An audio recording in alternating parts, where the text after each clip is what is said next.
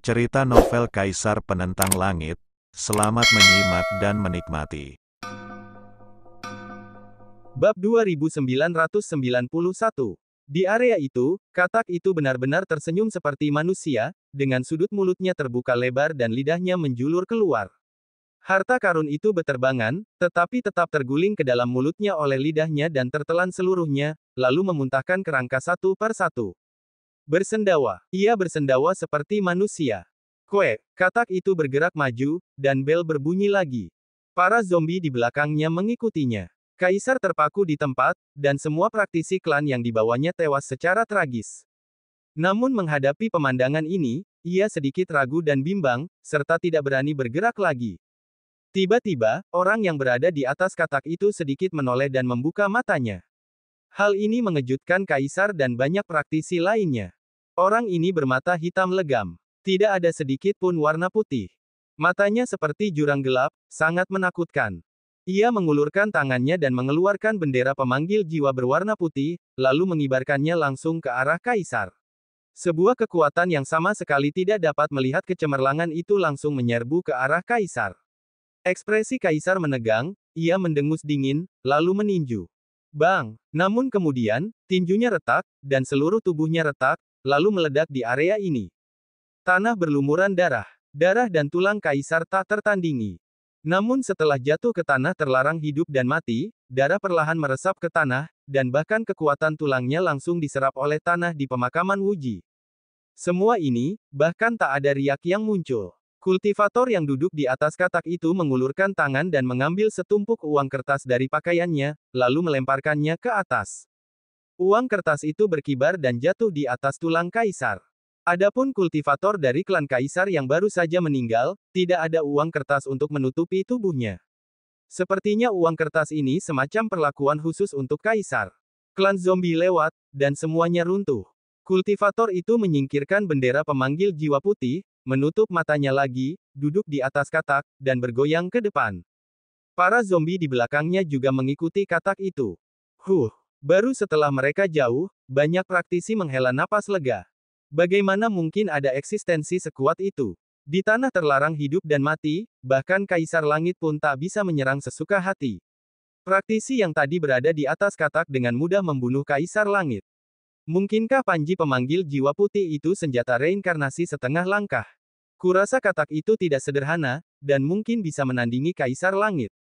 Apa-apaan ini? Untuk sesaat, semua praktisi terkejut luar biasa. Kalian tanya saya, siapa yang harus saya tanya? Tanah terlarang hidup dan mati, setiap tempat kuno dan misterius, dan tak seorang pun pernah ke sini. Siapa yang bisa menjelaskannya? Beberapa praktisi generasi tua menggelengkan kepala. Tuan Sun, apa itu? Pada saat ini, Kong An menatap seorang praktisi dan berkata. Pada saat ini, keempat penjuru terdiam. Semua orang menatap seorang praktisi. Meskipun mereka datang ke sini bersama, para praktisi dari suku binatang purba selalu menjaga jarak dari mereka. Bukan hanya para praktisi ini, tetapi juga Feng Qianling, Qiong Ye, dan yang lainnya, semuanya melihat ke arah mereka. Bahkan Qianyang pun menatap lelaki tua di tengah mereka. Pengembara, ucap lelaki tua itu perlahan. Ada banyak zombie di dunia ini, dan ada banyak area terlarang hidup dan mati, tetapi tidak hanya itu. Mereka dapat dilihat di tanah terlarang hidup dan mati, dan mereka juga ada di dunia luar. Namun, pengembara yang mengendalikan para zombie ini hanya ada di tanah terlarang hidup dan mati. Mereka adalah ciri khas tanah terlarang hidup dan mati, dan kekuatan mereka tak terkira. Pengembara itu berputar-putar di sekitar tanah terlarang hidup dan mati. Mereka seperti penjaga yang berpatroli di tanah terlarang hidup dan mati. Bahkan jika seorang kultivator melangkah ke pemakaman Wuji, hampir sulit untuk bertemu mereka sekali. Jika mereka bertemu, mereka bisa menghindarinya. Jika mereka menghalangi jalan, mereka pasti akan mati. Tuan Sun berbicara. Mendengar ini, para kultivator dari suku binatang purba mengangguk. Namun, kultivator lainnya tersambar petir. Terutama, banyak peti batu bergetar, lalu menghampiri Tuan Sun. Di dunia ini, tanah terlarang kehidupan dan kematian adalah gurun abadi. Rahasia yang ada di sini begitu tua sehingga tidak seorang pun kultivator boleh mengetahuinya. Belum lagi Kaisar Langit, bahkan reinkarnasi pun sulit dipahami. Mengenai legenda pengembara ini, saya khawatir sulit untuk mencatatnya dalam buku kuno manapun. Buku-buku kuno di dunia tidak dapat memuat rahasia tanah terlarang kehidupan dan kematian. Tetapi kultivator ini benar-benar mengetahuinya. Ini sungguh mengejutkan. Bolehkah saya bertanya, kalian ini makhluk seperti apa? Karena kami tahu tempat ini, kami bersedia membayar harta karun dan hanya mencari tanah harta karun Feng Shui. Di dalam peti batu, banyak kaisar langit tak kuasa menahan diri untuk tidak berbicara. Tahu tempat ini. Tuan Sun tersenyum dan menggelengkan kepalanya. Saya hanya tahu sedikit ini, yang kurang dari 1/10.000 misteri pemakaman Wuji. Adapun tanah harta karun Feng Shui. Jika aku tahu, aku akan mengubur diriku sendiri, bagaimana mungkin giliranmu? Tanah terlarang hidup dan mati pada umumnya adalah tanah terlarang hidup dan mati dalam keheningan. Misalnya, tanah terlarang hidup dan mati di alam Tiangeng telah sunyi selama ratusan ribu tahun. Bahkan jika kaisar terkuat di alam Tiangeng masuk, ia tidak dapat melangkah ke kedalaman yang sebenarnya. Tanah terlarang hidup dan mati di benua Tianxuan dan domain langit berbintang kuno hampir selalu terbuka, dan sulit untuk dimasuki bahkan jika Anda setengah langkah menuju reinkarnasi. Sekarang setelah era agung tiba, tanah terlarang hidup dan mati di alam Tiangeng juga akan terbuka. Di sini tidak lagi sunyi, dan sangat berbahaya. Begitu Anda memasuki tempat ini, tidak ada jalan kembali. Anda hanya dapat bergerak maju dan menemukan gerbang domain kuno. Jika Anda dapat memahaminya, Anda dapat pergi. Sepanjang zaman, memang ada beberapa orang yang telah keluar.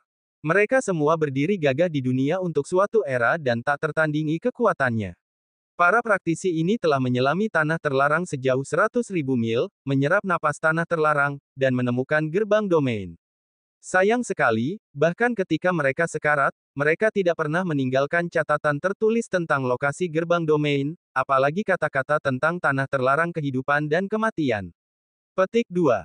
Wilayah terlarang begitu kuat sehingga tak seorang pun dapat mengungkapkan rahasianya. Tak ada harta karun yang dapat menyimpan rahasia tentang tanah terlarang, dan dari mulut ke mulut saja tidak cukup. Ketika lelaki tua itu selesai berbicara, semua praktisi di alam Tiangeng tercengang. Tanah terlarang memang seperti ini. Hanya, setelah berjalan 100.000 mil ke depan, barulah ada harapan untuk keluar. Tidak ada niat membunuh dalam 1.000 mil ini, tetapi meskipun hanya beberapa ratus mil, itu sangat berbahaya. 100.000 mil. Aku tak bisa membayangkan apa yang akan kuhadapi, dan siapa yang bisa masuk. Tak heran hanya sedikit orang yang keluar dari tempat ini dalam jutaan tahun terakhir. Ini sungguh mustahil. Untuk sesaat, semua orang merasa sangat putus asa. Namun, ketika mereka melihat Tuan Sun, mereka semakin terkejut. Rahasia tanah terlarang tak terlindungi oleh harta apapun, dan tak seorang pun berani mengungkapkannya, tetapi bagaimana mungkin Tuan Sun mengetahuinya? Dong, saat ini, ekspresi Yao Tiandi tampak muram. Ia tak peduli dengan legenda tempat ini. Dalam perjalanan ini, ia lebih bertekad daripada siapapun. Terobos segalanya, melangkahlah ke tanah 1.000 mil, bunuh makhluk itu, berikan alam Tiangeng tempat yang stabil, dan beri para praktisi di alam Tiangeng waktu untuk memperjuangkannya. Biarkan mereka menjadi lebih kuat, agar mereka dapat menghadapi gejolak di tanah terlarang hidup dan mati di masa depan.